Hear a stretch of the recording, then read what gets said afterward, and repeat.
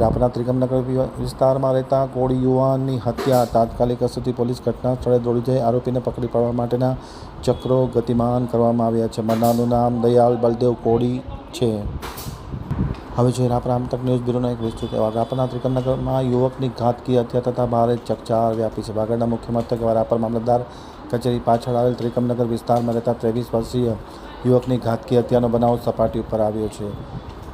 સમગ્ર બનાવની જાણ થતાં રાપર પીઆઈ જેબી બબુડિયા, પીએસઆઈ ભણેજા સહિતનો સ્ટાફ ઘટના સ્થળે દોડી ગયો હતો અને તપાસ હાથ ધરી છે. પ્રાથમિક માહિતી મુજબ યુવકની હત્યા કરવામાં આવી હોવાનું સપાટે આવ્યું છે. જોકે હત્યાના ચોક્કસ કારણ અંગે પોલીસે કોઈ જણાવ્યું નથી, પણ મરનારનું નામ દયાલ બળદેવ કોલી, ઉંમર વર્ષ 23 તથા હત્યા કરનાર આરોપીના સંભવિત નામ દિનેશ તરસી પરબત પતા કોળી તથા અન્ય હોવાનું પોલીસ સૂત્રોએ જણાવ્યું છે. મૃતદેહને પોસ્ટમોર્ટમ માટે દવાખાને ખસેડવામાં આવ્યો છે અને આરોપીને પકડી પાડવા માટે પોલીસે ચક્રો ગતિમાન કર્યા છે.